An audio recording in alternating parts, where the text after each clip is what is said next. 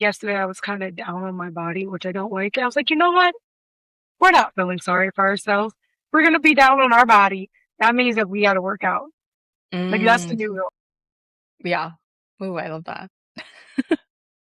And like it helped though. Like I felt more grounded, like in my own space, and not feeling like my body was like this alien creature. You know what I mean? Mm-hmm. And that was really good for me. It helped out so much. Look, closing some tabs here. But yeah, I love just getting to work out and kind of get in tune with my body. I think a lot of people don't realize that like outside of its like benefits to like your body or whatever, it also is beneficial to like your mind, body, and soul.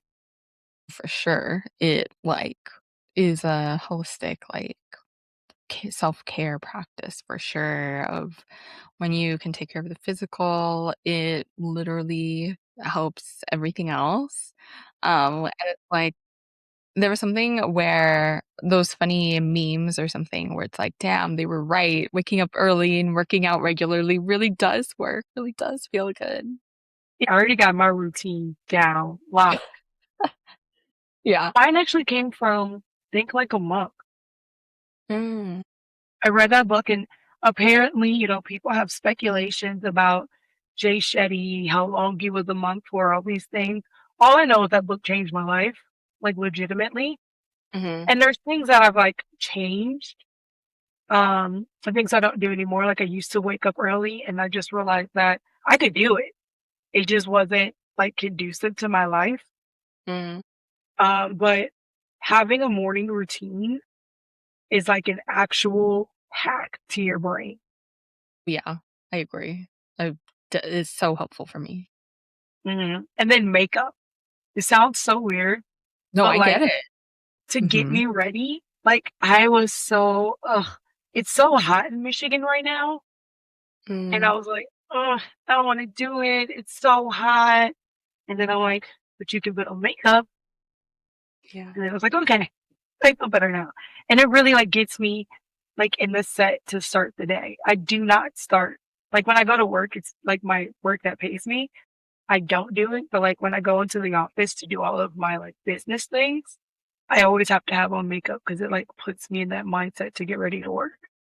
Yeah, no, I feel that. It's like either it's funny, I was trying to be more intentional with my days, a couple years ago. I'm like, "You know what? Let me dress up or adorn myself or fun makeup." And sometimes my mom would be like, "What? That's such a waste of an outfit." And I'm like, I thought of that I used to think that way too, but I have so many other clothes and I can just wash them at the end of the week. Is it really a waste? Like, it's a waste that I'm dressed grungy and it doesn't make me feel good, Like, why can't I feel good every day, not just on special days? Yeah. I think it changes the way that I move in the world or show up on a call or show up to my creativity because it really alters the way that you're showing up. So, yeah, I totally get it.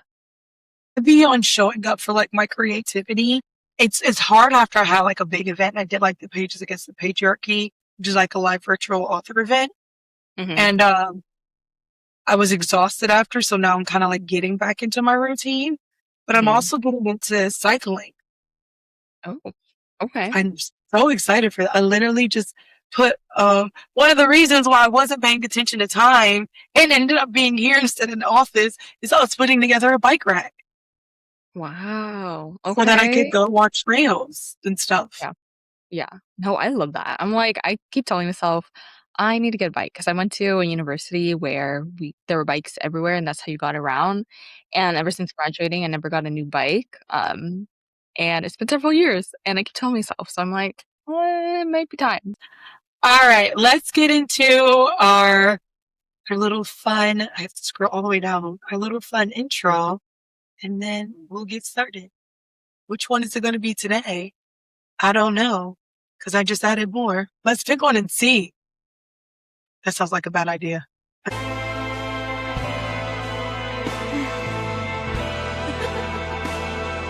I'm dead.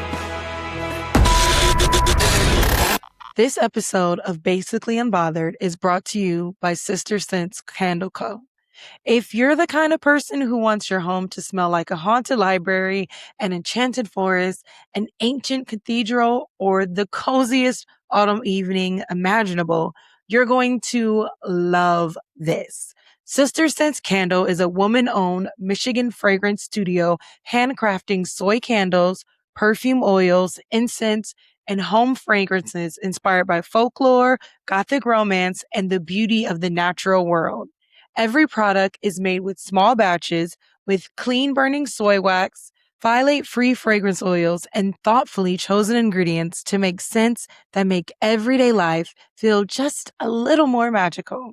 Whether you're setting the mood for your next reading session, writing your novel, or simply winding down after a long day, there's a scent waiting for you. You can shop online or find Sister Scents Candle Co. at markets, festivals, and workshops across Michigan. Be sure to check them out and tell them Basically Unbothered sent you. Actually, that worked. Actually, that was perfect. Hi, guys. Welcome back to another episode of Basically Unbothered, where I still don't have my voice, going on for 3 months. But today we are joined by Isabel. Is that how you say it? Yes. Okay. Isabel, do you want to tell everybody a little bit about you, who you are, what Yeah. you do? Yes. Hello. I'm so excited for this chat. Hello, everyone. I'm Isabel Sick. I am a brand oracle and visibility guide that helps intuitive entrepreneurs and healers and creatives with really connecting with their most expressed self and bringing that into their visual brand world so that it really bridges their medicine with their expertise and translating that in an aligned, exciting way to their dream people. So I'm just excited to be talking about different parts around the intersections of creativity, wellness, culture, art, community, and all the things in between. And I'm a Gemini sun, so I could talk. So I'm very excited for this opportunity. I'm a Sagittarius sign. Wait, those are sister signs. My sister's a Sag sun, so there's that. Is she really? My literal I'm so, sister.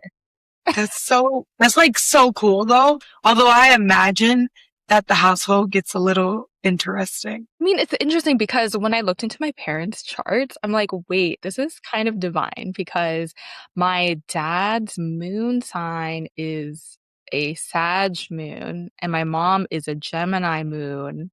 And then they got married and then they had us. And I'm like, That's there's something so here. cool. Yeah. I'm like, I need to talk to a professional to see what this means. But yeah. I've always wanted to go get like a full professional astrological reading. It's like on Mm. my bucket list. Oh, I got recommendations for you if you're interested. I've got I'm so people. Yeah. interested. I also really want, I don't know why, just because it's like the lore of it.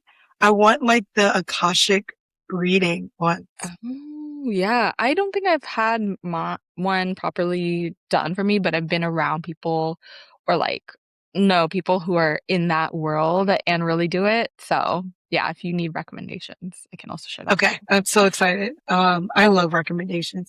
I love that, you were talking about like brand identity, but you're like very specific on like intuitives and wellness and stuff like that. And that's something that's near and dear to my heart. My first Mm. business that I ever started was actually like an intuitive tea candle wellness business.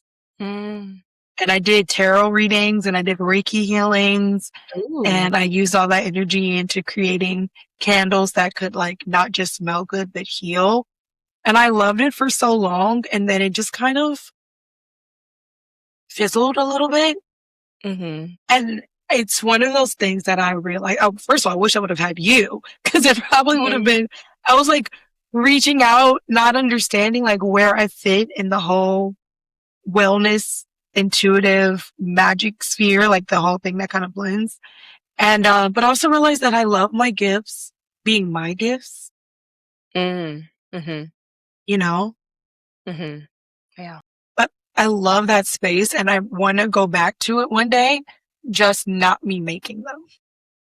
Ooh, I'm curious about this journey for you. But yeah, I totally hear you. Sometimes, some things were there to explore and experiment, and that was its time frame.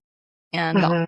learn from it, like, reflect from it onto the next, see where it leads you. So yeah, here for Yeah. where you go next. But I'm gonna keep you in mind for when it comes because I haven't Cool. named it. It's gonna be Gabby. Okay. Um, and I have like an idea. I want it to be candles and teas again. Like I said, I Mhm. just don't want to be the one making them, so I want to like outsource Mhm. them. But I Mhm. still want the like intentional thing behind it. I also want to.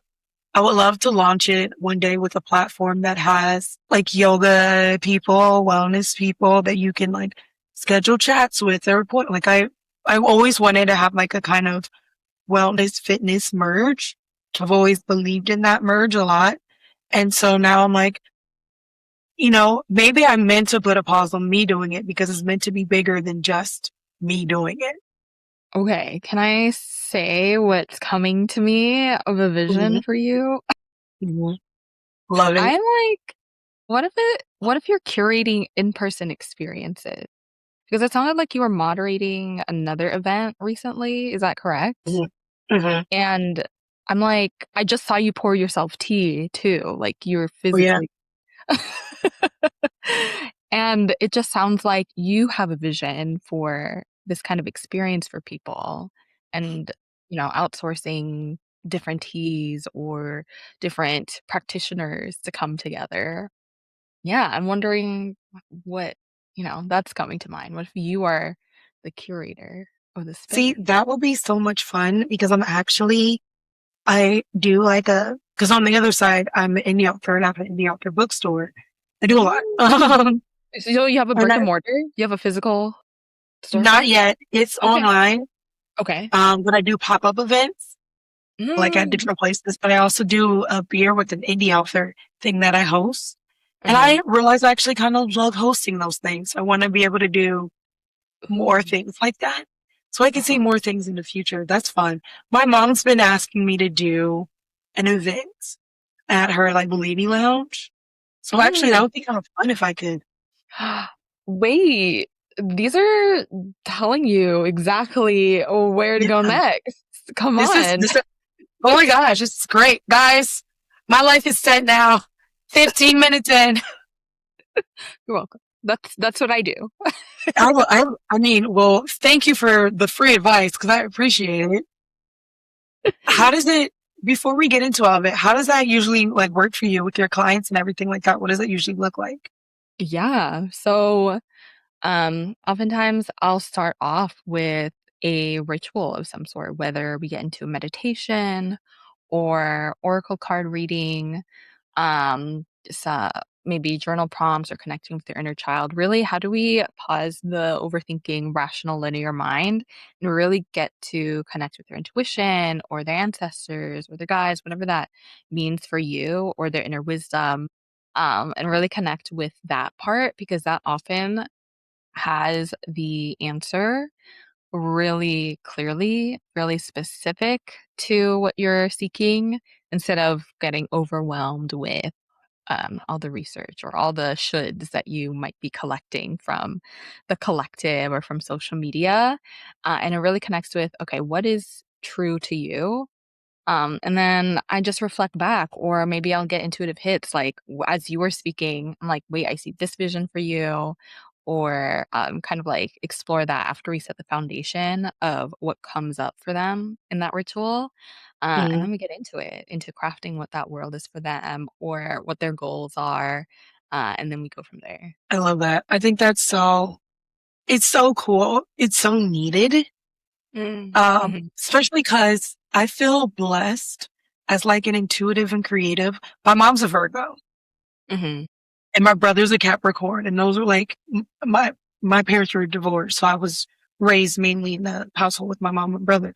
So I'm like free spirited fire sign, like let's flow and do whatever our passions. And they're like, no, what is your actual plan? And I'm Yeah. like, what do you mean a plan? They're like, no, no.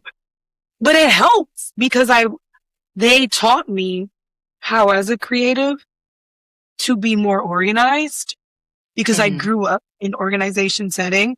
And so, and I also realized through like with Think Like a Monk, and I love organization and I love a routine. I can't always keep to a routine, but I love having it like as the structure in the background so that I Yeah. can always fall back onto it. But I've been lucky because I've been able to have those things, and a lot of intuitives, a lot of creatives, a lot of artsy people, a lot of people who are out there and spiritual, they have a hard time sometimes coming down and honing in on the like, what do I need? Where do I need to focus on? That's so hard. Like, I can do it for other people. I cannot do it for myself at all. Mhm. Mhm. No, I hear you. I mean, I have Capricorn placement, so I think that helps the flowy Gemini parts of me, balance out, and I totally hear you. A lot of creatives and intuitives that come to me, they are very much in the ethers, and I'm like, "Okay, containers, structures, brand identities is not restrictive. It can actually be the container to bring you home so that you Hmm. aren't just floating in space and have no direction. How can we have a supportive container that holds you in the way that you really feel good in being held, so that you can actually channel the ideas or your gifts into a direction that feels good instead of kind of being all over the place. So, yeah, it totally makes sense. I love that. I agree. I've been using Rella right now, Mm, which is like a social media management tool. okay. I was using Later and other things before to like schedule, but this one has like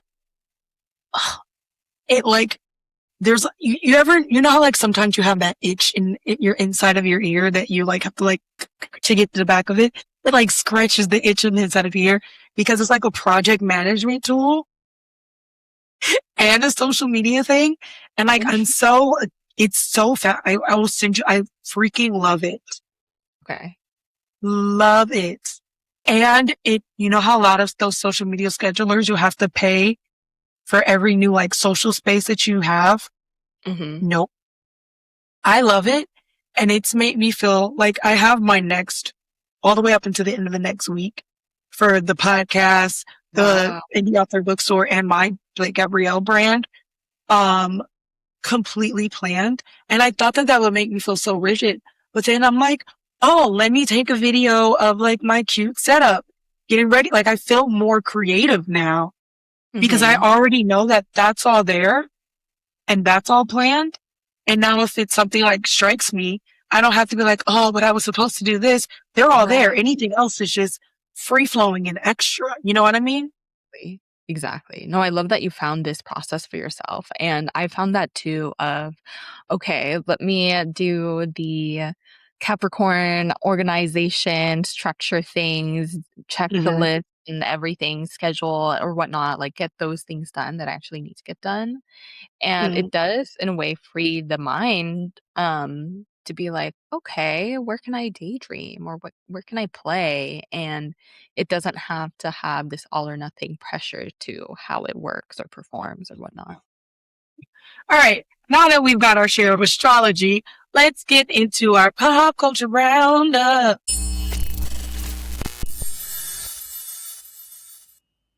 So, quick question. Have you ever opened your to do list, looked it dead in the face, and then immediately decided that reorganizing your desktop, deep diving on YouTube, or starting a completely unrelated side quest was actually the better life choice? Yeah, same. And that's exactly why this week on Basically Unbothered, we're talking about something that doesn't yell at you to wake up at 5 a.m. or just be more disciplined like some productivity drill sergeant. We're talking about A Pinch of Productivity, the secret sauce for motivation by Don Turner. Because instead of shaming you into being productive, it gives you the pinch framework: pressure, interest, novelty, challenge, and humor. Translation: you're not lazy, your brain is just bored. This is about learning how to work with your brain instead of fighting it so you can actually finish the things you keep putting off without turning your life into a boot camp montage. So if your motivation bar has been sitting at low HP for a little too long, go check out A Pinch of Productivity wherever books are sold. And maybe, just maybe, we'll finally finish one task before starting 5 new ones. Our first topic today is I love Zara Larson. Yeah. I love Zara Larson. I loved her for a long time. I didn't, when people started seeing her like the Jingle Ball thing and they were like, oh, Zara Larson's so cool. No, I've been listening to her for like a hot minute, right? I haven't been following her career that much. When one of her songs pops up usually her song with someone else, but when it pops up, I'm just like here for it. But she recently had this big, like, influx of followers and people. And they're like, it's kind of like Sabrina Carpenter. I just saw something recently. They were talking about like 3 artists and are they going to have a third album curse? And someone was like, well, actually, this will be Sabrina Carpenter's 8th album. So, but like, so many of them don't realize that these artists have been here for so long doing the work. And just now they're getting the visibility, right? Yeah. Which is motivation. It's like when you're in the background and you're like, no one's ever gonna like read my book or follow my stuff or it's never gonna get there. I always just remind myself, Sabrina Carpenter. And then I'm like, okay, we're locked back in. Cause it's that reminder that like for people, some things do take a long time to manifest themselves. And usually that's a good thing. Cause usually when it takes longer, it lasts longer. But because of Zara Larson's success, she has announced that, she's dropping her label and she's becoming an independent artist, which is amazing. 10 years ago, this would have never happened. And I think it's like, cause Drake is actually on the precipice of doing the same thing.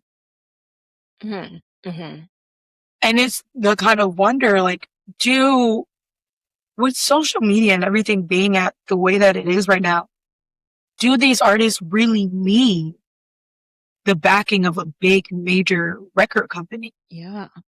Interesting. Yeah. I don't know if you were in this space, but back in high school, there was like this rise of YouTube singers.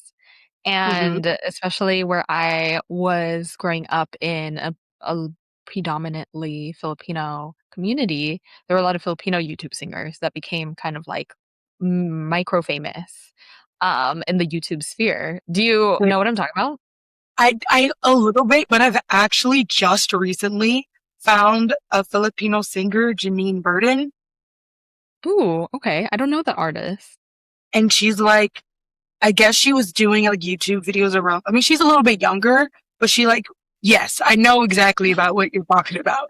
Sorry. This is like Continue. early 2000, like mid, like 2010s kind of period, where YouTube was still new. The creator sphere was kind of like developing, and YouTube musicians or singers were getting famous from having this free platform to get an audience and be able to not just create covers, but now share their own original songs, to create their own music videos. Even some film people who created their own studios, created shorts. So yeah, it's interesting to see this rise of artists wanting to become more independent. I don't know anything about the music industry, so I don't know what that I support don't know much difference neither. is. But to have a growing community, like fan base around you who will support you and follow you, I think that's such a great foundation no matter what platform or where you move to. Because once you have that level of visibility and support, I think you can leverage that in a really great way. Yeah. And it's, I love that like YouTube still is that space for people, Mhm. like people are still posting. YouTube is now a space for a lot of podcasters, Yeah. um, to get on and to get seen and to make money, right? And they Yeah. don't have to be a part of a big podcast company or whatever. Um, it's still a way for, I was a film student originally. Hmm. I jump around a lot, which is very true to my sign. Um, but I was a film student originally, and like, there's a lot of short films, and I used to put my films or my like short things that I did on YouTube, and it's just a way to like get things out there without having to like appease to like this mass audience. And obviously we talk about like the tendencies to like listen to short form versus long form video, but I still think like the whole social media has created a way for us to break away from like some of those beliefs that kind of keep creatives down and Hmm. want to like control them. Yeah. Yeah, I definitely can resonate where, the frustrations around navigating those spaces can feel overwhelming, or when you have a certain goal, can be grasping at like the algorithm's out to get me, or Mhm. you're leaning on the metrics too much. And it can really take a toll on your creativity and your mindset around that journey. um, so it really takes a lot of inner work and a lot of support and celebration to keep you going and sustain your persistence and resilience through that journey, whatever your goal is with showing up in the online sphere or sharing your talents. Mhm. I think about, as you were speaking, TikTok is another way people have become this next level famous, like TikTok famous, where some creators on there have gone on to the red carpet to be moderators and whatnot. It's kind of wild, or get cameos in actual Hollywood movies, or back in the YouTube space. I don't know if you know the movies Backrooms, but the director was creating, I think, first on YouTube, like that the origin of that content was like shorts or short film. I forget the details, but a lot of that content came to certain people's attention for it to then become a feature film. And now it's one of the most talked about movies this summer. Um, I so have yeah, heard it's really about. interesting. Yeah, yeah. I have because I was talking to another guest on the podcast, and we were talking about like all these books being published in the being made into movies, and how although Mhm. I love them, like I love them, I also wish that we had more individual original movies getting pushed out. And she had mentioned this movie about how it was like a YouTuber, and now it's Mhm. one of the most talked about movies versus all these other movies that people are talking about. Like this movie is making it just from someone being on YouTube. And Mhm. I think that's what I love the most. Like for yourself, you obviously, I'm guessing like have your own agency where you do this. Did you ever work with a bigger agency like marketing or anything like that before this? Yeah. I don't have like a traditional agency myself, but yes, I was part of different marketing agencies, digital content studios, working with YouTube creators and companies to get YouTube content as marketing campaigns. And yeah, so I've definitely seen the behind the scenes around this kind of work. So it's really interesting to see what the creative side, the processes, the development of these ideas would be like on bridging those worlds together with corporate, with creators, with influencers and celebrities in that online space for sure. Yeah. I, I'm like, so do you feel like a difference between there and kind of working for yourself? Do you feel like a freedom? Yeah, I think because you're on a team in an agency setting, there's a lot more different perspectives to take into consideration, of course. Hmm. A larger budget that you have to manage of not just your team, but then the client. And depending on who the client is, oftentimes, and one of my jobs, we were working with these multi-million, billion corporations or these celebrities that you'd have middle people in between to be the liaisons and middle people to communicate the everything in between to get it to the final production. So it is very different because of so many hands that the project passes through versus me. I'm a solo entrepreneur. And I kind of, there's that freedom because there's not as many, um, I guess, layers of approval that I'd have to go to because it's if I decide to do something, I just do it, and if I decide to cancel something, I could just not do it, and obviously just notify clients, but it really is just me doing the decision making, the execution or delegation, and I don't have to wait for approval except for myself. So that's the main difference, I would say. But I love that. And I think that maybe that's what, like you said, I'm not very well versed in the like music sphere, but I think that maybe that's what a lot of artists are, looking for now. I know that we still have some big names in indie singers. I mean, um, Ariana Grande, hers is still under a big one, but she started her own label. So now all of her mix and masters and everything like that is hers now. Um, you have like Macklemore, who's indie, Hmm. Russ, who's indie, and I mean, these are only like the small, there's a gazillion, but Hmm. I am seeing a surplus in that happening. And, I'm in the indie author sphere. And even as in authors, what used to be like before when you got that trad publishing deal, they would give you the advance, they would do all the marketing for you. Now, one, they want you to already have a built-in audience. And Hmm. two, they want you to do your own marketing. Wow. Okay. And like the rules are changing.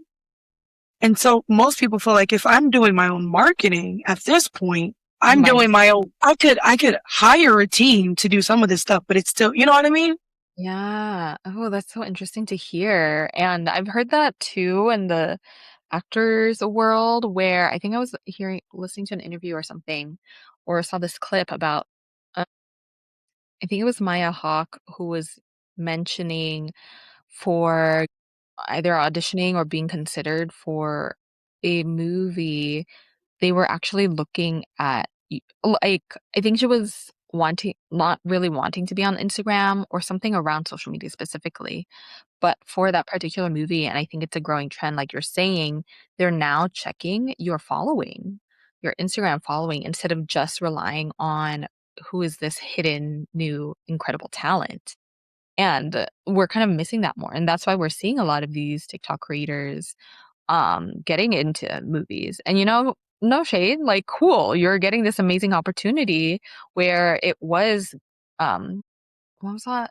Gated kind of like gate kept kind Mhm. of world. But now where does that leave traditional actors with who don't show up on social media and don't Yeah. want to be part of that world? So it's this interesting like Double-edged complexity. sword. Yeah, Hmm. yeah. It's giving people who are willing to, and it's a lot of like, I want everybody to be clear as a person who considers themselves as like a content creator, because I do all of this, but then I create content for all of my brands and things. It's a lot of work. Yep. Like Oh, yeah. it's, it's not easy. It's not just pointing your camera at something and being like, okay, like it's a lot of work. Um, and you do sacrifice a bit of your privacy for it. Now you Mhm. get to choose, and maybe that's why a lot of people gear toward is you get to choose how much of your privacy, usually, unless you get like sucked in and then you get caught up in that. But you get to choose how much of your privacy you give out, but you still have to sacrifice a part of like your privacy. Whereas a lot of these older actresses and, they had like some of their life in the public sphere when the paparazzi, but they didn't have like, they weren't doing welcome to the day in my lives and like showing their everyday Ye beings. Yeah. So I do find that interesting. We'll see how that goes. Hmm. Our next topic is, while we're talking about actors and actresses and their privacy of their lives, is that Brad Pitt's children are continuously, on one might say systematically, deciding to drop his last name. I think I saw that.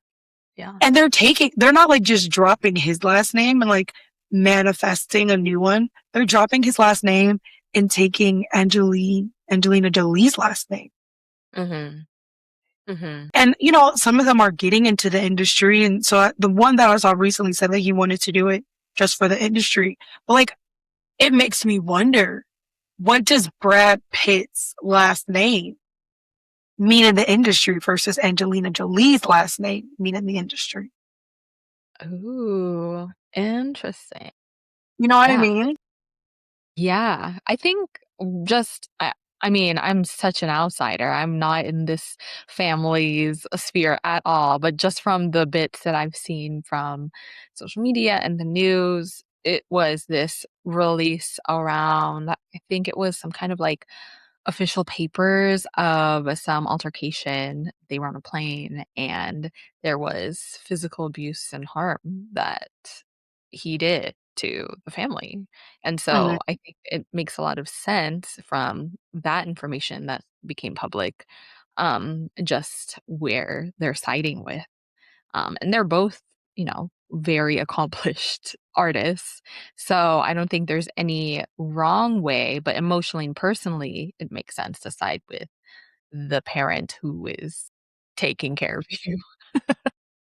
I mean, a lot of them. So I was such a Jennifer Aniston, like, stan. So when Angelina Jolie and Brad Pitt came together, I was kind of Mhm. like, oh, I really don't like. Don't get Yeah. me wrong. The movie that they fell in love, Mr. and Mrs. Smith, is still one of my favorite action movies of all time. Mm. But I Yeah. was very much not an Angelina Jolie fan, and that was just like the energy and vibe that she was giving me. And she was kind of Angelina Jolie is kind of like aloof. You know what I mean? Like you don't Mhm. really Mhm. get to know her personality, and it felt very cold. And now, like, my tarot mind is reading it like, oh, she was just like the Queen of Swords. She never was really cold. She just had a Ooh. lot of like boundaries, you know? Yeah. But it felt like that younger mind, me. And now I look back at it and, you know, it started to come into when like the divorce started to come into play and the children all were like, in like the record or the records, the tabloids or whatever were reporting that all the children wanted to live with her, like Mhm. solely her. They didn't want to Mhm. live with them. Yeah. And also it's so frustrating because like there's this storyline around how like the reason why Brad Pitt and Jennifer Aniston broke up was because she couldn't have a kid. Now that we know that she couldn't, but back Mm. then it was like she wouldn't. And Brad Pitt was so adamant. And this is something that I see in the culture in general. Brad Pitt was so adamant that he wanted a family. And then he Mhm. gets a family and this is how he treats it. Right. Yeah. And like that's something that I see in society a lot. And you know, people get mad at me and they come for me. So I refer to them as the men folk now instead of men. So when we say the men folk, I'm talking about a very specific group of people. But I also feel bad for the men folk because it's like the same way that women are told that they have to like produce children to be important. Men are told that they have to father children to keep their legacy alive. Mm. And there's not like this thought or this concept that what if I wouldn't be a great dad or what if I wouldn't be a great mom? You know what I mean? Like there's Mhm. not even that concept. Like we're almost trained that this is the thing we need to do to be successful in our personal life. Yeah. Yeah. So as much as I feel bad for like the kids, and I feel bad for the kids more than anyone else, it Mhm. does make me feel a little sad that like he thought that he could be a great father and here he is not. And not only is he not a great father, but his children are letting the world know. Like Oh, yeah. they're not even saying anything. They're saying something by saying nothing. Yeah, and dropping the name. Yeah. Yeah. Like, I don't go by my government name at all in my business sphere. I think that that's just like really important for my privacy. But I had to like navigate my father through the fact that my last name wasn't going to be on any of my like books or projects. Mm, And it was just simply like, it has nothing to do with you. It's just more about like my identity. My government name is still the same. I'm never going to change that. But it is interesting how they are. More power to them. I'd be terrified because they're doing it at like 18, 19, you know? hmm. I'd be scared. I would be like, oh my gosh, my dad's going to hate me. But more power to them. More power to Angelina Jolie for raising kids that are this aware. Yeah. Yeah. It is interesting what you were saying about like these expectations on society around marriage, the institution of marriage, raising kids, what that means. And so, yeah, when we can untangle from these expectations, it allows in this sense of agency and thinking for ourselves of like, okay, what do I actually want? And is this path, this traditional conventional pathway actually what I want? Or do I want to explore something outside of that, of not being a parent or not getting married or whatever that is? Like instead of being forced down that path because it looks good on paper or my reputation is on the line, that can be really um harmful for all involved. So it is interesting to think about how we can reframe or kind of disrupt these systems that have been imposed on society for generations. Yeah. I mean, I feel like I'm doing it. I decided that I'm not having kids. Well, I can't, but before that, I had decided that I wasn't going to Mm, unless I got like a significant shift. Like I am an anxious depressant. I have all kinds of things. Like I thought about like as much as I love kids, would mhm, I actually be a good mom right now? mhm, And like that was a hard conversation I had to have with myself. Like if I can't be a good person to me mhm. right now, how can I be a good person to another human? Yeah. And so like that, I love that we're in this era now that we get to do that. Yeah, I think about, like, my ancestors, my grandmother, like, the women, especially in my lineage of where they didn't have that space to think that way, and did they actually wanna have these families, or was it kind of, like, forced upon them, or just yeah, what discomforts did they go through? Mental health things they've gone through because of not being able to voice that or get away from that because it's like, "Oh, why aren't you" like, my younger sister is getting married soon, and I am only just at the early stages of my partnership, and it's like, when I go to the Philippines, they'll be like, "Oh, why" I'll have relatives be like, "Oh, why aren't you getting married first? You're the oldest." Like, I they've been together way longer than me. Obviously, they're gonna get married sooner, like, Yeah. Like why that's just logical sense. and also, like, why not? Why can't she just get married before me? Just because I'm older? Why is that shameful or weird? Why point that out at all? But I know Why it am I was a different generation. responsible for being the That first? right, right, I didn't choose to be first. I'm an oldest child myself, so I feel it. Like I didn't choose to be first. Y'all people made me first. Right, right. I didn't consent to this. I don't want to be in this. Like yeah, it is so hard. I think about that with my own mom sometimes, right? Like my mom is a very career driven woman. You know, like I said, she's a Virgo. Like she finds stability in that, right? And sometimes I think of like, what if she lived in the world? Like, I'm not saying that she didn't want me, or like, like I wasn't an accident per se, although I was a little bit of an accident. Just because she got pregnant literally the week, like the month she got off her birth control, which is Wow. like not supposed. You're supposed to be. It was supposed to be like up to a year. Like that. That's usually the stopgap for women. They're like compromised. Like, okay, I'll get off my birth control because they know that they'll have a lot more time. Right. No, but I also wonder, like, what would my mom have if she got to be in my shoes now, then what would her life have looked like? Yeah. All right. Our last topic in our pop culture roundup is that Tyra Banks sues for defamation in the American Next Top Model documentary. Have Oh. you seen it? I have not seen the documentary, just people's social media takes and the news around her doing that. So I watched the entire documentary. I watched the show Actually, though. A little, I watched the show.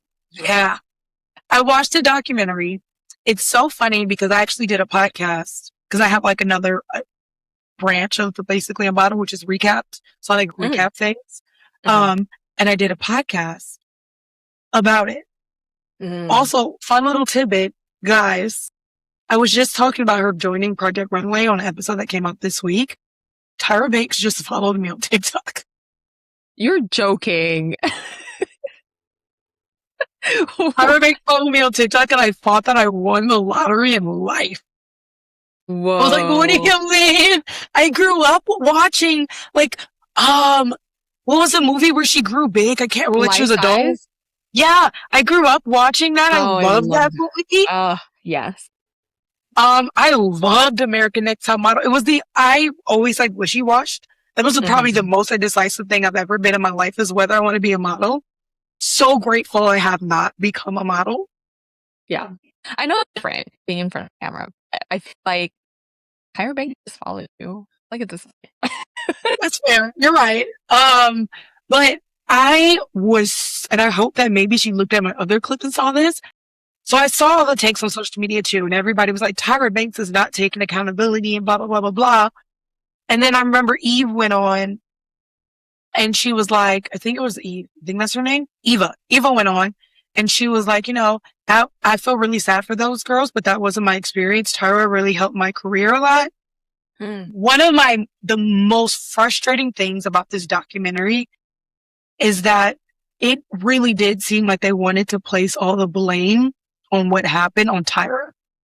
And it was so weird because in the beginning, you have the two J's, Miss J and J, and they're talking about how a lot of people weren't giving the LGBT community any like attendance on the TV show and she had to fight to get them, but she wanted them.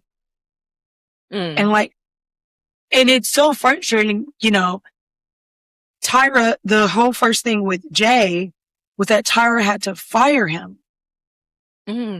But she didn't want to. And that was like the big disconnect here is that she didn't want to fire him. The network producers said that she had to fire him. And so she wrote him a personal letter to do it. And he wrote her this letter back and it was really angry.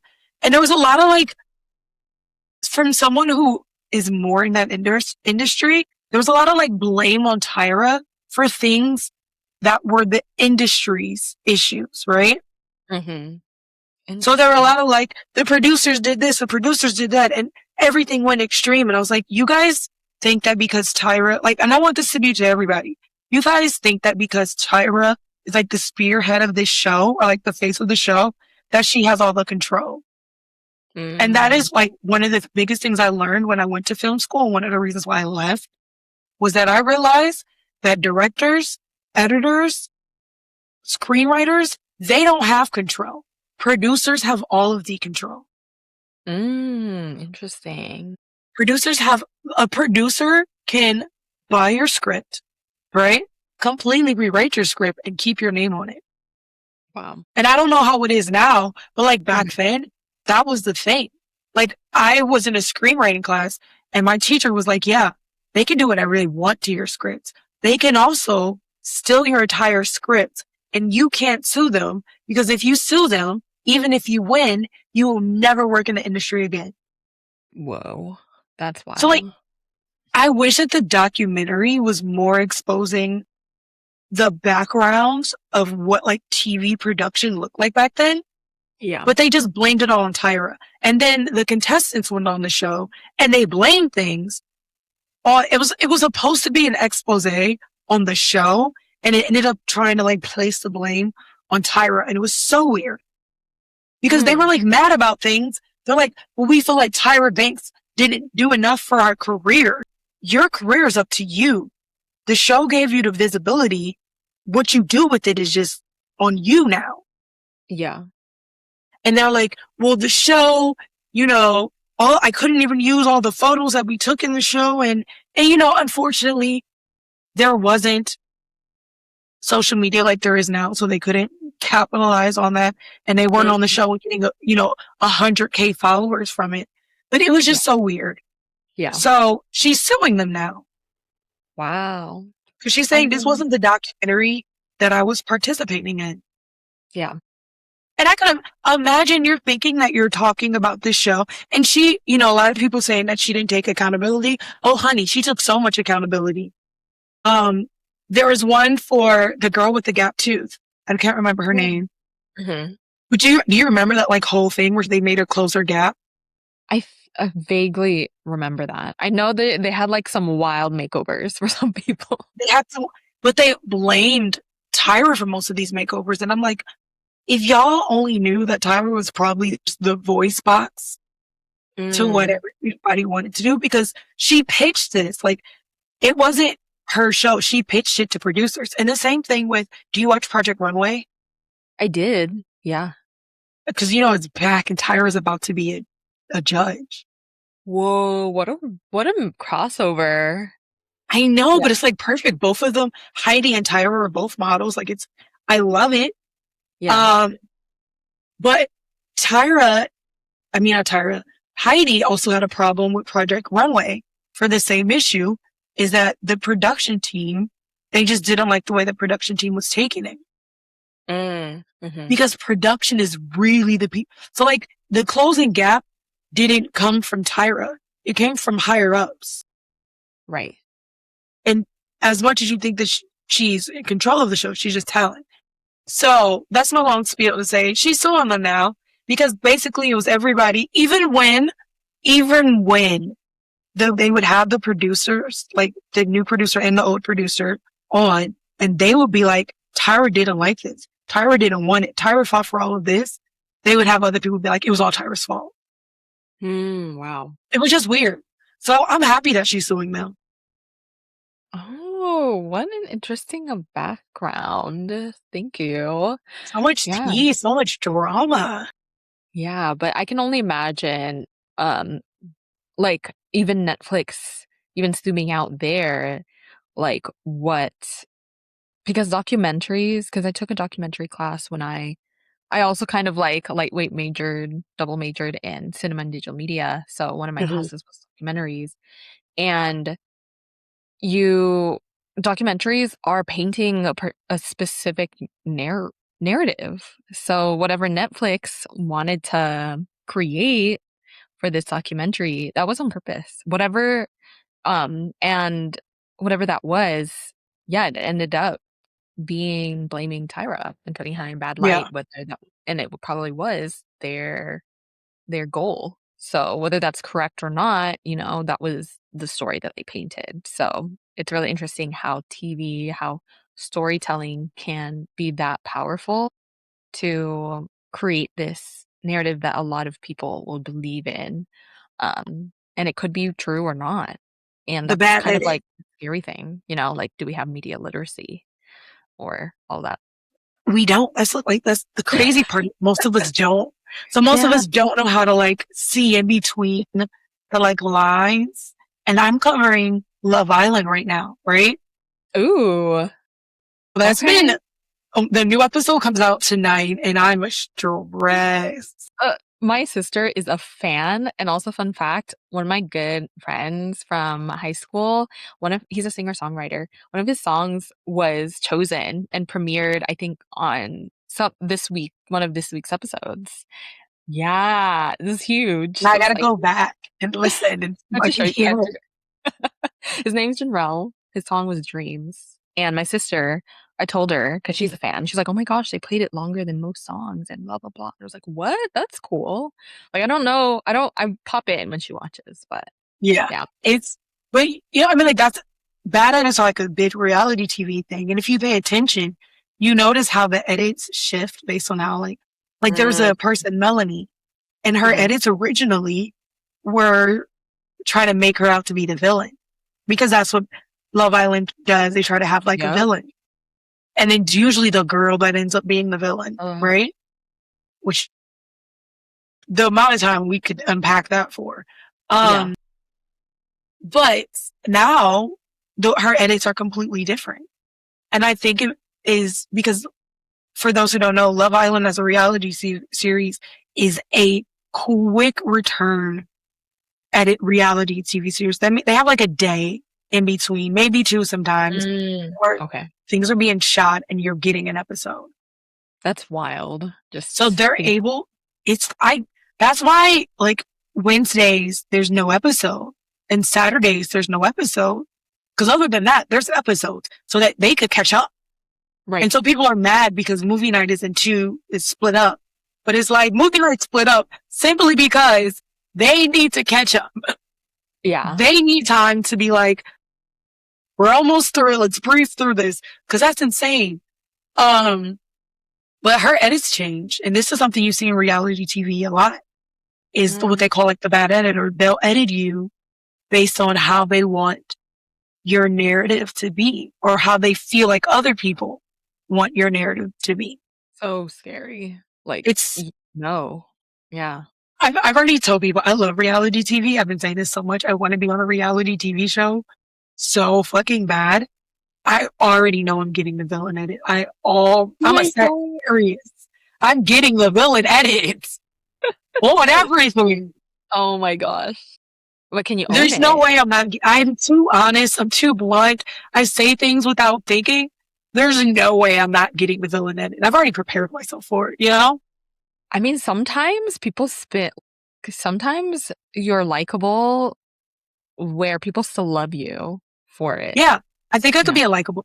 I think that if anyone knows my heart, they know that I'm so kind and I'm so caring. If I meant something mean, you will actually know. Most of the time.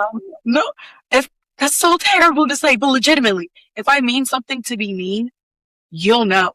Like my whole body will change. You will see a different person. The villain edits are weird, but hopefully with the Project Runway, we'll get to see her. And Tyra Banks, she got that whole like crazy edit too. And honey, if I had to do all those seasons of American Next Top Model and all that stress that was going on in that show, I would have went crazy myself. So I'm excited to see her come back.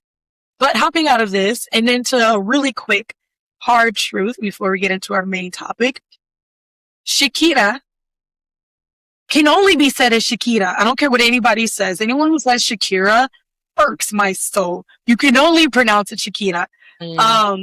They announced that she has had more World Cup appearances, not games in the World Cup, because me and my coworkers got into this argument, not games in the World Cup, but actual World Cup appearances, like the whole cup, than her ex BK. And I died.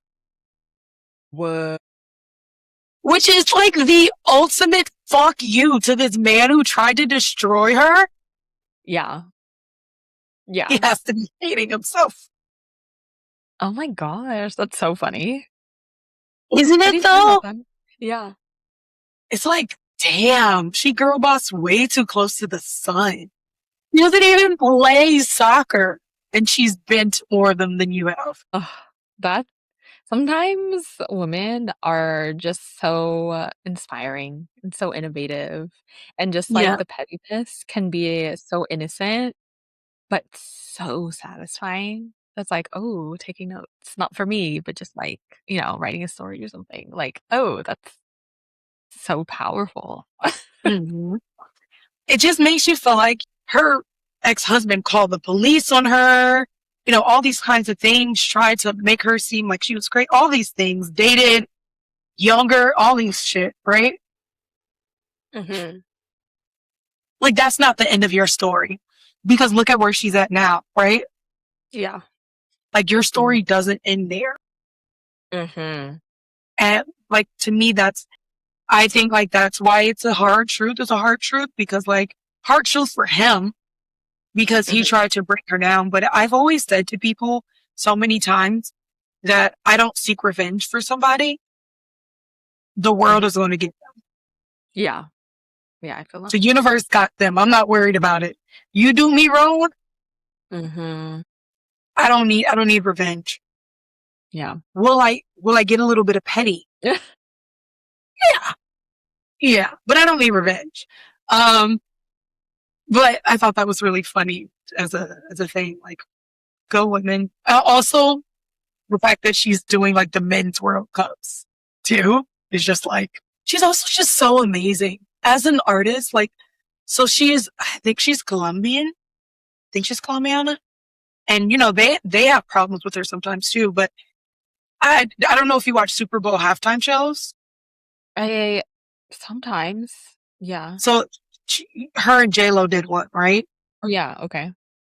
If you paid attention, and this is just me as an Afro Caribbean African American woman paying attention, J Lo, who's from America, grew up in the Bronx, supposedly, was surrounded by African Americans, and African Americans helped boost her career up, right? Hmm. Very few white or very few black background dancers compared to Shakira, who had so many. Oh, And okay. oh, she's always given a place for African culture, Caribbean culture. Like she's always given space for that. And she's spoken out a lot about Africa in general. She has a lot of like, um, work there. And I like love that. You know, a lot of Hispanics, sadly, especially if they're of lighter color, try to distance themselves. Mm-hmm. And, you know, they talk about that, like the colorism that exists in Hispanic and Latin countries and culture. And she's just like the complete opposite. Mm. So Mm-hmm. that's my soapbox for, um, Shakira. But that leads us into kind of exactly what we've been talking about a little bit on the underside about how these celebrities and these icons can actually inspire us.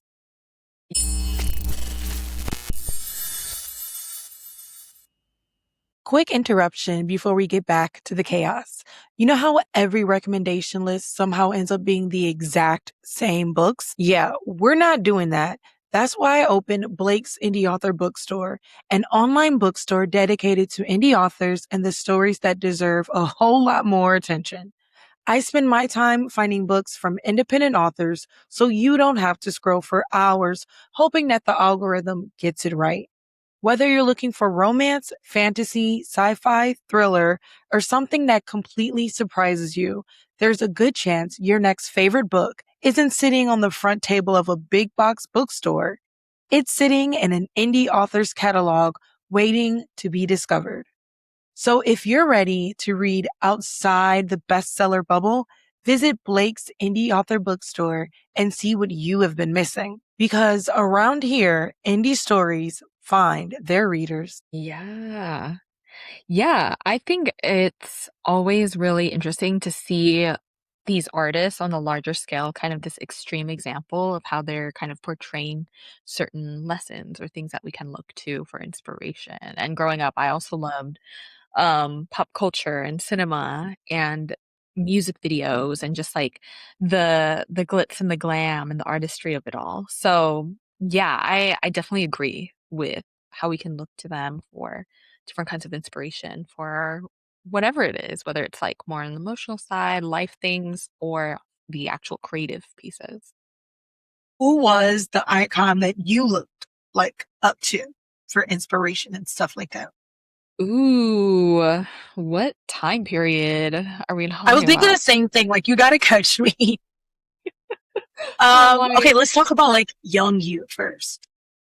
mm, ugh, where do I begin? This is hard. Oh, of course, Britney Spears. I was Okay. obsessed. I had the Barbie doll. I would dance like it was my concert when she would pop up on TV. I had a VHS tape. Um, and yeah, played that all the time. I have the CD. So I don't know, just like I don't even know how I came to know who she was. With immigrant parents and the first child, like who Yeah. introduced me to her? But yeah, definitely huge. Um, but who else? I love what's coming to mind too, like what else in terms of pop culture? I loved Brandy Cinderella, just like Oh my God, still Roger. like I'm such a stickler about this because everybody calls it Brandy Cinderella, and it's like Roger Hammerstein I Cinderella. know, I know, but come Okay, on, but it is Brandy. I might argue that Brandy was the weakest link in that entire movie. Interesting. Okay. Okay. But did you like the movie? Oh no, it's my favorite movie. It's legitimately okay. Wicked might actually have surpassed it, but Okay. Roger and Hammerstein Cinderella is probably one of the things that got me into film. Legitimately, Wow. That's huge. I the way that they used color Yes. to tell Yes. a story, the way that they used the diverse cast to make, like, it was such a subtle statement that if you're not paying attention, you won't get that they Mhm. used a diverse cast to basically say that race and ethnicity didn't mean a thing. Like a Yeah. black and a white woman made an Asian baby. Like, I love that growing up. I'm like, it was just a fun, beautiful, exciting story that we know and love. That part I didn't comprehend that as a child, you know? It's like, this is a love story and this is a musical. and but because it was meant to be like not felt. It was like so subtle. I think that's one of the Mhm. things I loved about it is the subtleties. Like original Cinderella is so not subtle. It's just Yeah. so not, but like there's subtleties in that one specific because they've done it a couple of different times, but specifically in that version. Um, Also Impossible. I wrote that on when I graduated with my associates, I wrote that on my cap because I graduated there in 2020 and I couldn't go through, or 2021 and I couldn't go through the whole thing, but I put it on, Impossible Things Are Happening Every Day.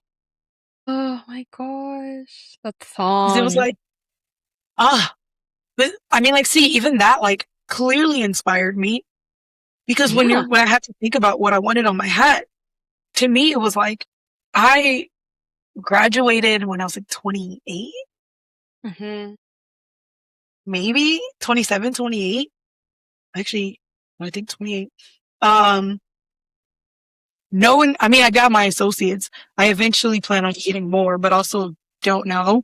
I don't plan Mhm. on not learning. I just don't know if I agree with our modern learning system and the collegiate system as the best way for me to learn. Um, but like nobody believed I was going to get a degree. I was 28 years old. They were like, oh, she's done. It's never gonna. I've hopped to so many colleges, and like impossible things did happen.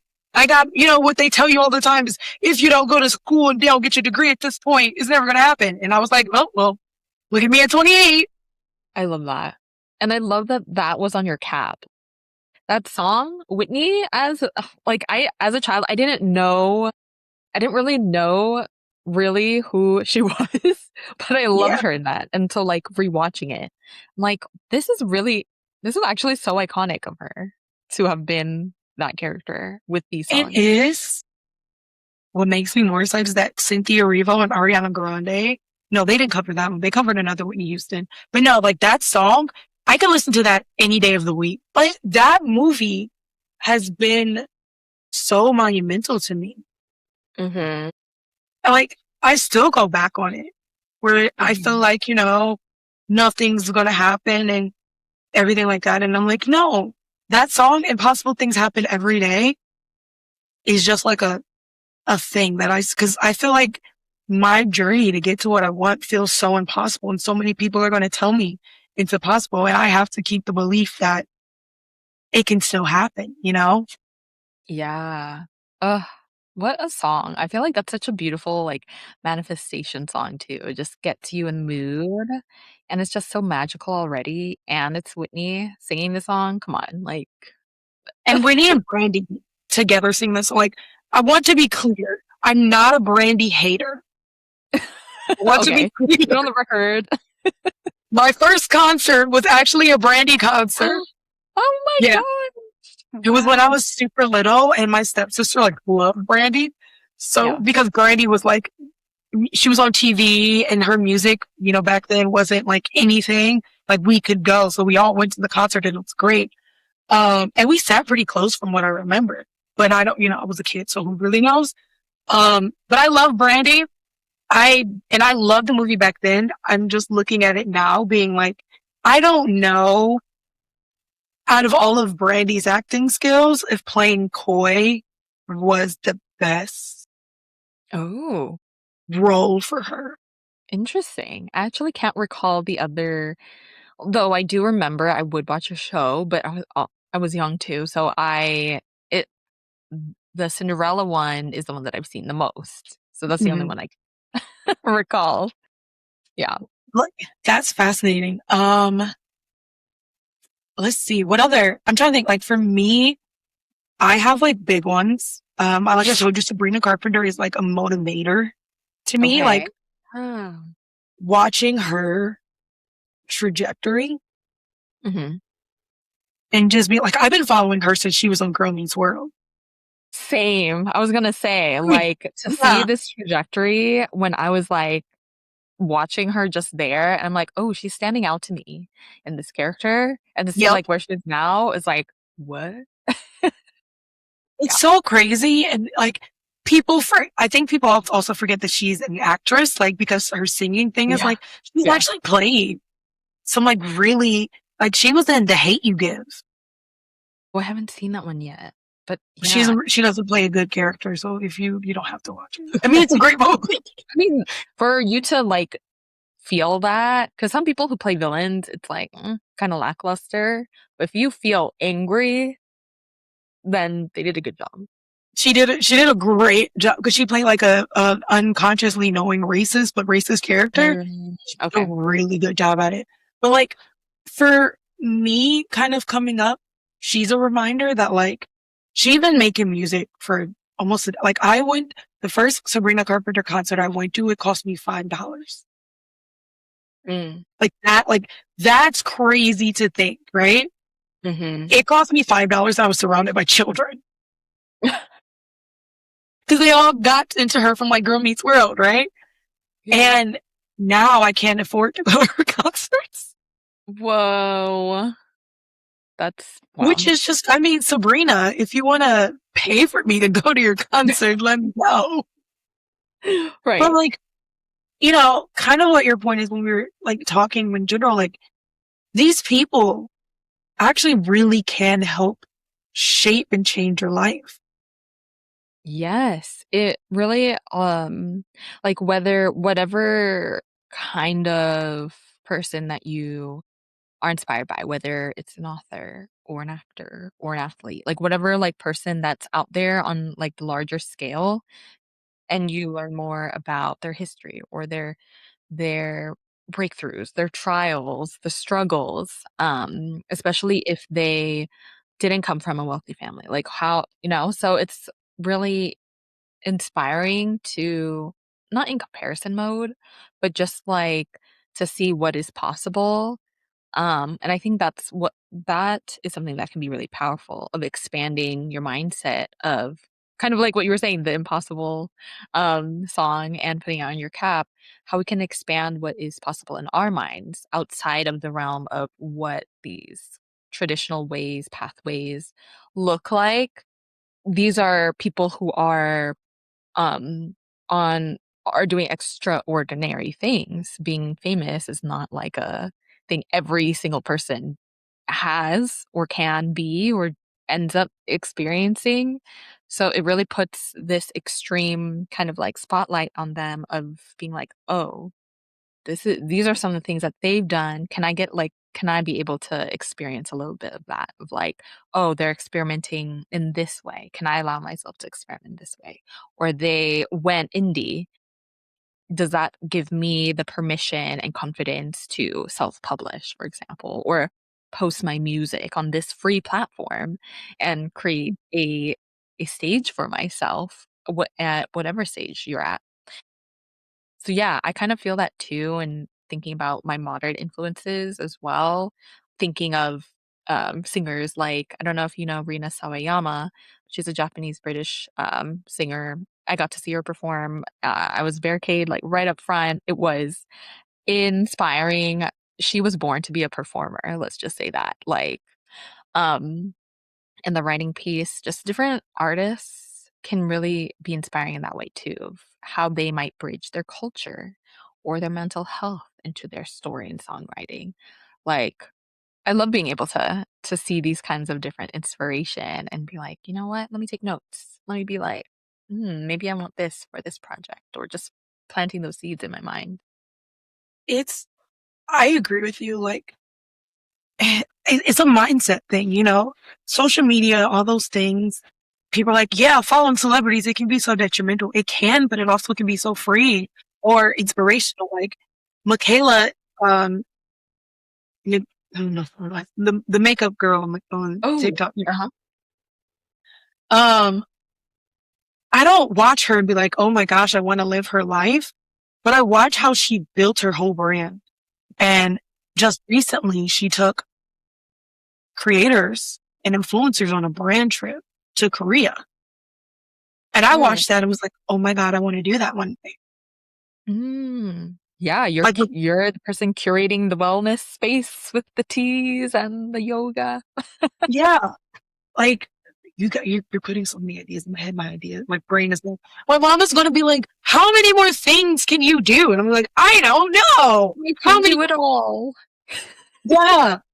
Um, but no, like I just, it just made me think like that would be so cool for me one day to be able Mhm. to take people on a brand trip. Like, and it was such a like, you know, obviously I'm still human. I have this fear conscious thing going on where I'm like, I'm not going to make it. I'm not going to make it. I'm not going to make it. Right. It was such a like straight through the gut intuition thing. It was like, I can do this, you know, like this Yeah. is one of the things that are on my list. And Mm. when you're an indie creator, when you're doing this all by yourself, you need that inspiration. You need that conviction too. Like, not just inspiration and over consuming media, but like what you said, you knew that you were going to do that one day. You need this like delusional belief because if no one else believes Oh, in you, this Lulu. you need to have this wild trust in yourself because that's what's going to get you through the difficult moments to not give up. Like, it needs to be done because there's no other way. You've already imagined this. This is done in your mind, so it's going to be done. Mhm. I agree. I mean, I struggle with it. Called me Yeah, on of course. Sunday. On Sunday, I was like, "Oh, I want to give up," and because it's hard. It's also, and I think maybe I don't want to speak for you, but maybe you might feel this way about being like a minority Mhm. in this sphere. Is that it's Mhm. harder? Mhm. Like as Yeah. an author, it's harder to get my books out there and to sell people on my books. And I don't even and I don't even market as like these are like African American or Afro Caribbean books. I just market them as books because to me that's what they are. But it is harder when you're a minority in a minority to get visibility, right? Mm. Mhm. Especially when you don't like for me, I'm not my parents aren't immigrants per se. Like my dad is born and raised in Detroit. My mom was born and raised in St. Thomas, which is technically part of the US, but like if you've ever been to St. Thomas, because it's the US territory, but if you've ever been, it's a completely different culture. So Mm.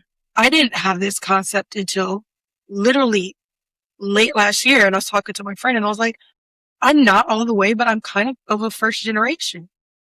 Mm. Cause like Yeah. how people see themselves and their identity here, I've never saw myself and had that identity feeling.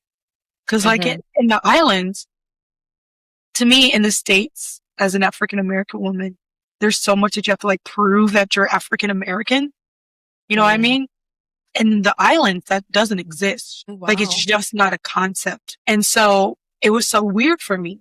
And I don't, you know, identify with all those things. Also, my parents were really strict. Um, Mhm. I didn't get to watch like me saying I love reality TV. I didn't get to watch reality TV until I was in high school. Mm. Yeah. Which still, I still got Real World, so like I'm good. I still got the best parts. Like I got Real World and I got Jersey Shore and stuff like that. I'm good. Mhm. Um, but I do feel like it's hard, and I want to be one of those people one day, one of those icons one day that make people feel like they can reach that level, Mm. you Ooh, know? that's powerful. Yeah. Ooh, that's making me think of when I was young, my dad often when I was watching Disney movies and we had those on VHS tapes, my dad loved bringing up, I don't know if you know Lea Salonga, she's a Filipina. She was one of the few Filipinas, like, Broadway icons in general, but also her being Filipina. And she was the singing voice of Mulan and Princess Jasmine. And he had so much pride in that. And so that was another iconic representation of someone who made it huge in Yeah, Hollywood as a woman of color who was from the Philippines to be on Broadway. It's such a selective space to have broken through. And then to be on Disney and to be two princesses who are iconic, not just one, but two, I is, know. yeah. So that was another reminder in thinking about like ancestry and lineage and culture and what it means to break through in these different creative spaces. I just looked her up. By the way, she still performs, Yes. apparently. I Yep. just looked her up. Like automatically up top, she's the first Asian actress to win a Tony Award. Wow. And in 2026, Salonga will become the first Filipino to receive a star in the Hollywood Walk of Fame. I got chills. I got Lit- chills too, like not for me, but like for you. Or I just, first of all, like I love, as much as I love like people in my culture winning, I fucking love people in other cultures winning. Like I love Yeah. anytime someone breaks the mold or like the expectation. I just got chills because I just thought about like what that means for the Filipino community. Like Lisa from Blackpink and what she means to like the Thai community Mm. and how Mhm. they like really stand by her and like they're like she's like the people's princess there. Like those things I just really love because so side joke, there's a joke in my family that we don't know if it's actually apparently it is true because it came up on my dad's thing. But my grandfather was half Filipino, half black because my great grandfather was one of the first black doctors in Detroit. Mhm. And Mhm. so he had a Filipino name. Mm. We Mhm. all know what happens with men and maids. So my dad has been obsessed with the Filipino culture since I was pretty young. And Wow. he ended up marrying a Filipino woman for a little bit. That didn't work out. Not against her. Right. I just don't know. Yeah. I don't know if marriage and my entire family just should Mhm. mesh or not, personally. Mhm. But like it's always been a thing around me. And like it's always something that I'm just so like happy about. One day me and my dad are gonna go to the Philippines. Ooh, how It'll be so exciting. exciting. I know. Yeah. I have a like I wanna go to Japan and I wanna go to the Philippines and those are like my big two. Mm. Ooh, okay. Okay, not too far from each other too. I I think that's know, like it could just be mm, one trip. well, I've done that. Yeah. I mean, oh, it'll be Yeah. so exciting. Yes. Yeah. It's so like I totally relate to you with the Mulan piece too, of just like the empowerment around that. Like, yeah, I'm a girl and it's so interesting culturally too, the cultural pieces around that as well. But yeah, just how these different archetypes or characters can really paint a picture again of what's possible, like feeling expansive of whether you can identify with the culture or not, or these characters or not, you can still Yeah. see yourselves in them because the storytelling is so powerful. And that's what I love storytelling for, what of how it can instill an emotional feeling in people at any point in time, whenever they come across these pieces. So yeah, highly, And highly relate. I think that's why we shouldn't like, as silly and sometimes exploitive pop culture can be, there is an Hmm. aspect of it that can be really aspirational for people to Yeah. see. Yeah. I think that too. I think it takes, again, the media literacy and the self-confidence piece and all this inner work to not have this like parasocial relationship to artists or the industry or like this awareness around the shadow aspects of it. And me also be able to use it as inspiration and guidance on certain creative ideas that we have too of literally creating a new world or creating a new reality. Like that's what film is or creativity is. You're crafting a world, whether a soundscape or visual or whatnot. It's really powerful. As we get to a close, we were talking about like who is what icon is especially young you. What about like you right now and where you are and like where you want to go in life? Who do you kind of look towards to like keep you going or aspiration in that sense? Yeah. One that I named earlier, Rina Sawayama, is an incredible performer, artist. I also look if I'm sitting within the realm of singers, also Kaylani, just also from the Bay Area, Hmm. and being an incredible artist on so many fronts, but also being able to weave in social values and being able to protest or speak on these movements that they care about, even in music videos or just on in the online space, and still getting accolades and performing. And I think that is really inspiring to see that you don't need to separate those things, but it can be a very powerful platform to have and speak on issues that you care about to bring attention to.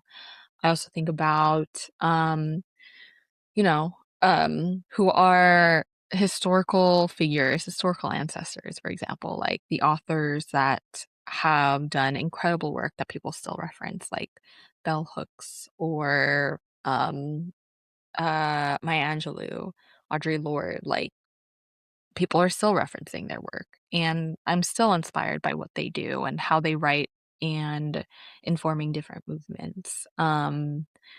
So yeah, I mean, there's so many others that I need to put like write my own list of, but those are who are coming to mind in this moment.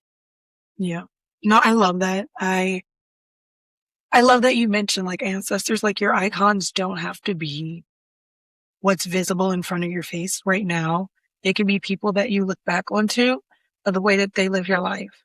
And I also love how you mentioned Kalani because it is hard. Like I'm gonna be honest, as a creator, for instance, I told you I shot a video of like me getting ready, like, and I wanted to put like when you turn your getting ready into a magical witch thing.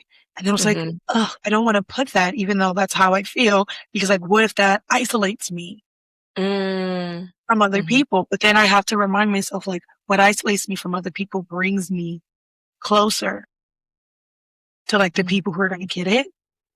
Oh yeah.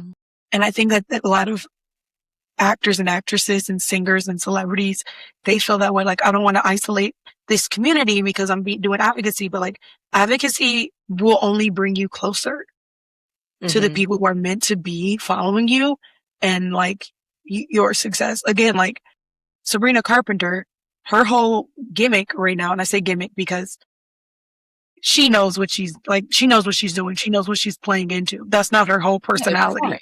Yeah. If you look at her social media, she's the exact opposite of like Mm, what you see, right? Which is fine. I love that.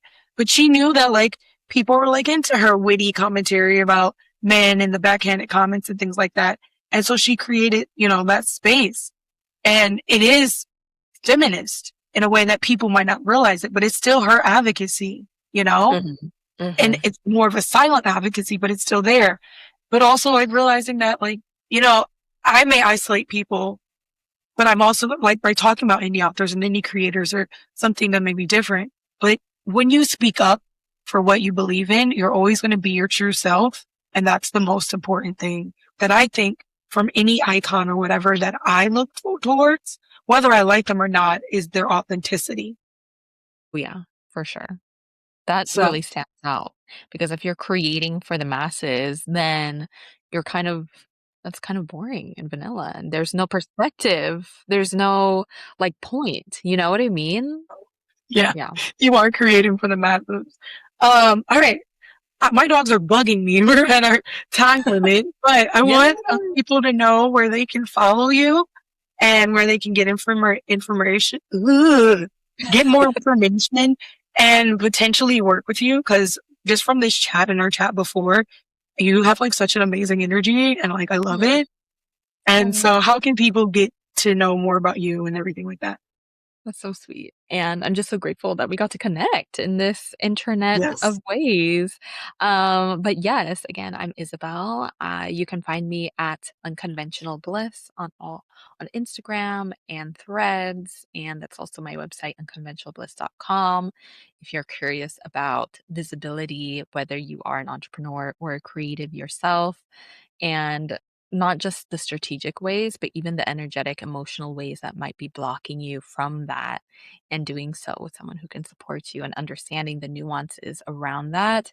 I'm here for you, and I have a bunch of exciting offerings that folks can jump into. My membership, Essential Selfies Content Club, where we get into DIY photo shoots together and weave that into your marketing or assets for your goals. And a new offering that I'm really excited about that kind of touches upon what we talked about that I'm launching at the end of fall 2026 is Ancestral Visibility, which is really thinking of, I love your face.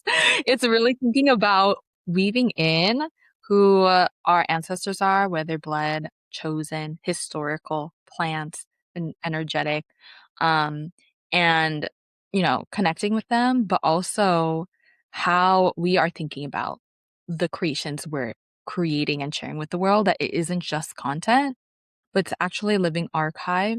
It's a body of work and a legacy towards our own movements that we are contributing for good in the world. And so I'm really excited about guiding folks through that container this year. So yeah, so excited to connect with folks who listen in and let us know how this chat was for you. Yeah, please let us know. Also, I can't wait to go follow you on everything. I'm so excited. I'm so excited for all of this stuff. I cannot wait to keep up with it. Like, I'm an excited person, but Mm. I'm very excited for this. So thank you so much for Oh, being on the podcast. It means so much to me. And thank you everybody for listening and being a part of this. I have so many ideas now that I have to go yeah. like write down just from Yeah. having this conversation with you. So I can only imagine what other people would get from Mm. doing the consulting and everything with you. Um, that being said, thank you all for listening to another episode of Basically Unbothered, and we'll see you next time. Bye. Gabby Gabs Podcast.